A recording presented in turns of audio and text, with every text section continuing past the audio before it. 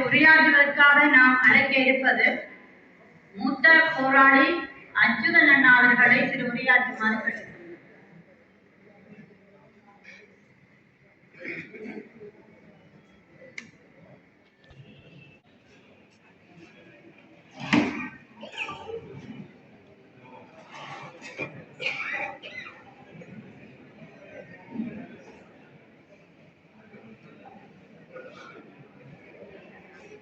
இங்கே வீட்டிற்கும் என் கதாநாயகன் தம்பி தீவன் அவர்களுக்கு முதற்கான் வணக்கத்தை தெரிவித்துக் கொண்டு மற்றும் என் மாவீரர் பெற்றோர்கள் என்ற போராளிகள் மக்கள் அனைவருக்கும் என்னென்ன வணக்கங்கள்.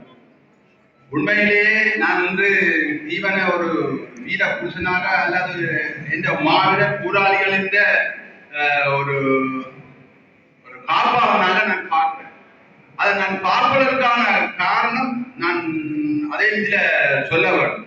நான் தடுப்பால வந்த உடனே நான் ஒரு மூத்த போராளி, ஒரு மத்திய குழுவில் இருந்த ஒரு போராளிய கேட்கிறேன், அண்ணா நாங்கள் எப்படியாவது இந்த மாவீரர் போராளிகள் நாங்கள் எல்லாருமே வாழ்றதுக்கான ஒரு வாழ்வாதார கட்டாயம் கொண்ட உருவாக்கணும். அப்ப அந்த மூத்த போராளி சொல்றேன், அச்சுதன் எனக்கு இந்த அரசபட களத்துல கருவை போட்டுக்கிட்டு இருக்குது, செய்ய முடியாது என்னால.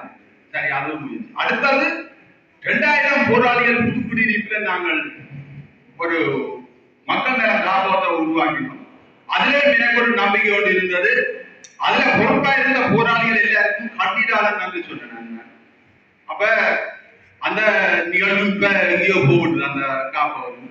அடுத்ததாக போராளிகள் நலம் குறிச்சாங்க சொல்லி ஒரு தம்பி, ஒரு போராளி, அவரும் என்ன சொன்னார். அப்ப அவருக்கு நான் அதை சொன்னேன், தம்பி உன்னை நான் என்றும் உயிருள்ளவரை நான் மறவேன், நீ என்ன செய்ய எங்க கூப்பிட்டாலும் என்ன செய்ய சொன்னாலும் நான் செய்வேன். எனக்கு தேவை இந்த மாவீரர் போராளிகள் இந்த வாழ்வாரத்தை கட்டாயமா நான் நிவர்த்தி செய்யணும், அதுக்கு உன்னோட நான் பயணிக்கிறது. அதுக்கும் இப்ப அந்த அமைப்புகளை பற்றி நான் குறை சொல்லவில்லை. அந்த அமைப்பிட்ட நான் கேட்ட விஷயம், எங்களுக்கு மாகாண தலைமையில் ஒரு கட்டமைப்பாக குறைஞ்சது தேவை என்று சொல்ல அந்த போராளிகள் ஓமனா செய்வோம் என்று தான் இருந்தார்கள். அப்படி இருக்கும் போதுதான் என் தம்பி தீவன் இப்படி ஒரு விஷயம் மட்டும் செய்கிறான் என்று கேள்விப்பட்டு பிறகு அவரும் எனக்கு எடுத்த. அப்பயே நான் இந்த தம்பி தீவனுக்கு சொன்னேன், நல்லதை யார் செய்வோம், என்னாலான உதவிகளை எல்லாமே நான் உங்களுக்கு செய்வேன். அடுத்த எங்களோட துயிலும் இல்ல பிரச்சனை. இந்த துயிலும் இல்லங்கள்ல வந்து தம்பி தீவன் சொல்லிவிட்டா இருந்தாலும் நான் அதுல சில விஷயங்களை சொல்ல வேண்டியிருக்கிறது.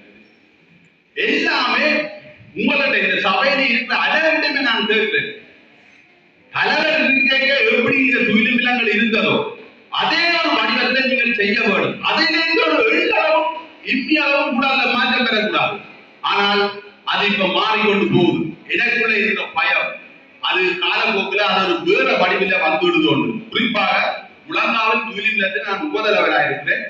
அங்க வந்து நானும் தளபதியா இருக்க அந்த துயிலில நிர்வாகம் நான் தான் வழி நடத்தினேன். அப்ப அதுல வந்தா அது சதுரத்திலிருந்து நடநிலையா தீபம் பெறும், அது எல்லாருக்கும் தெரியும். அது மாற்றப்பட்டு விட்டது. மற்றது அங்க சிறுவர் பூங்கான்னு சொல்லி துயிலில வளாகத்துக்கு கட்டப்பட்டிருக்குது, அதுவும் செய்யப்பட்டது. மற்றது குழந்தாவின் துயிலில நான் தளபதியா இருக்க அந்த சிவப்பு மஞ்சள் நீல கொடி, அது ஏனென்றால் கடற்புலிகளின் ஆளுகைக்கு இருக்க அத்தனை நிகழ்வுகளுக்கு நாங்கள் அதை தலைவர்களுக்கு அனுமதி, அதாவது தலைவர் அனுமதிச்சு அதை வந்து அப்படி ஒரு நிகழ்வு அங்க நடக்கிறது, நீல கொடி சேர்க்கப்படுறது. இப்ப நான் ஒரு கடற்புலி தளபதி என்ற ரீதியில அதை நீங்கள் அதையும் அதற்கு உள்வாங்கப்படவும் மட்டும் நான் இதில் கேட்கிறேன். அல்ல இப்ப நான் யுத்தத்தை நடத்தின தளபதி என்ற ரீதியில நாங்கள் கடற்புலி என்றால் தனியோ ஒரு கிராமமோ பிரதேசமோ மாவட்டமோ எல்லா போராளிகளும் எல்லா இனத்தோடும் எல்லா மதத்தோடும் சேர்த்து நாங்கள் இந்த கடற்புலிகள் போராடினார்கள். நீங்கள் அந்த நீளத்தை வர்ணத்தையும் எல்லா இடத்தையும் சேர்க்க பண்ண வேண்டிய இந்த அன்பான ஒரு வேண்டுகோள். அதுல ஏன் நான் சொல்றேன், எங்களோட வீரம் வரலாறு சில நேரம் அப்படி மலங்கடிச்சு போடமோ என்ற ஒரு ஐயப்பாடுதான் நான் கேட்கிறேன். அதுக்காக நான் கடற்படை தளபதி என்னை அதுக்கு உள்வாங்கணும் மட்டும் நான் அந்த நீல கலரை உள்வாங்கணும் மட்டும் நான் கேட்க வரையில. மற்றது எல்லா தூயிலும் இல்லத்திலே நான் திருப்பி நான் எங்களோட பல்லு, அதாவது நாங்களே எங்களை குறை சொல்லக்கூடாது. தம்பி தீவன் தான் பாரிய பொருட்படுத்துகிறீர்கள், பாரிய ஒரு விஷயத்தை கையாளுறீர்கள். நீங்களாம் இதுல எல்லாத்தையுமே சீரமைக்க வேண்டிய வீர புரிஞ்சதோ என்னவோ கூட பொறுப்புத்தான். எல்லா துயிலும் இல்லத்திலும் கணக்கு வழக்கு காட்டப்படணும். அப்ப எங்களோட முழங்கால் துயிலும் இல்லத்துல கணக்கு வழக்குகள் காட்டப்படுவதில்லை. அப்ப மக்கள் ஒரு விமர்சனம், அப்ப போன முறை நாங்கள் பலமுறை முயற்சியும் அந்த கணக்கு வழக்கல் காட்டப்படையில தயவு செய்து நான் ஆரே கல்லன் அப்படி விட்டு கணக்கு அங்க நடந்ததை தான் சொல்றேன். அப்ப எல்லா தம்பி தீவன பொறுப்பு எல்லா பிரிவினர்கள கணக்கு வழக்கம் வந்து அதோட பொதுச்சபைக்கு பாரதான் நேரம். இப்ப சில நபர்கள் இருக்கணும் நாங்கள் காசு தருவோம் உங்களை பேரை கூடாது கொண்டால் அதுக்கு நல விரும்பியல் ஒரு பேரை நீங்கள் கூடலாமன்றது ஒரு விஷயம். அப்ப இப்படியான ஒரு கூட்டுக்குள்ளதான் எங்களை துயில்மில்லங்கள் எல்லாத்தையும் நாங்கள் கொண்டு போகணும். மற்றது என்னவா இருந்தாலும் நாங்கள் போராளிகள் பல கட்டாயம் போல உருவாக்கி இருக்கிறோம். அது உங்களோட விதத்தின. ஆனால் இந்த மாவீரர் போராளி நலங்காப்பதற்கு தம்பி தீவனுக்கும் அந்த அமைப்புக்கும் நாங்கள் எல்லாருமே ஒத்துழைக்க வேண்டும்.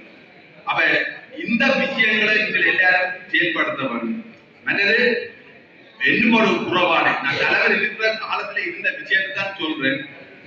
பிரதான சுடர் தளபதிகளுக்கு உரியது. அதை நீங்கள் இந்த சபையில எல்லாருமே கேட்கிறேன். மாவீரர் குறிப்பாக மாவீரர் குடும்பங்களிட்டே கேட்கிறேன். நீங்கள் அந்த விளக்கம் தளபதிகள் மாவீரர் குடும்பம் இருக்கிறோம் மாவீரர் அந்த தளபதிகளுக்கு நீங்கள் கொடுக்க வேண்டும். இன்னைக்கு நான் சொல்றேன் எந்த அம்மாவிட்ட நான் எந்த தாயை உனக்காண்டி சாவிரன்னு நான் சொல்லேன்.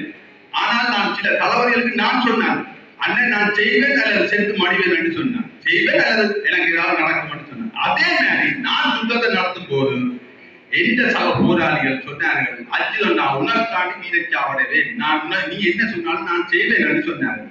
அப்ப உங்க ஏன் நான் இதை சொல்றேன்னா எந்த வரலாறும் மங்கக்கூடாது. ஆனால் இந்த அரசியல்வாதிகள் கைக்குள்ள போய் எந்த துயிலுமில்லம் என்ற மாவீர வரலாறுகள் எல்லாம் மலர்ந்தளிக்கப்படுமோ என்ற ஒரு ஐயம் உணர்ந்தா இதை நான் கலைக்கிறேன். அப்ப நீங்கள் அத்தனை மாவீரர்கள் உங்களை பிரதானத்துடன் யார் ஏற்ற வந்தாலும் அது தளபதிகளுக்கு உரியது.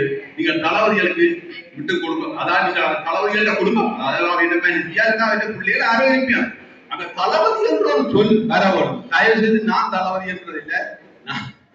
என்னோ என்ற மாவீரர் அந்த கரத்தாலேயோ அல்லட்டா என்னத்தாலேயோ நான் வந்து நான் அடுத்த யுத்தத்தை நடத்துறதுக்காக தான் என்ன பேர்டு மட்டும் நீங்கள் மனுஷிட்ட வந்து என்னடா நான் மனுஷிட்ட சொன்னா முள்ளிவாய்க்கால மாத்த நல்ல வச்சு என்னால உன்னை பார்க்கலாது. நீ மக்களோட மக்களா போ. நான் தலைவரோட தலைவர் எங்க போறேன் அங்க போறேன். நான் உயிரோட இருந்தால் வேறு புலியா வருவேன்.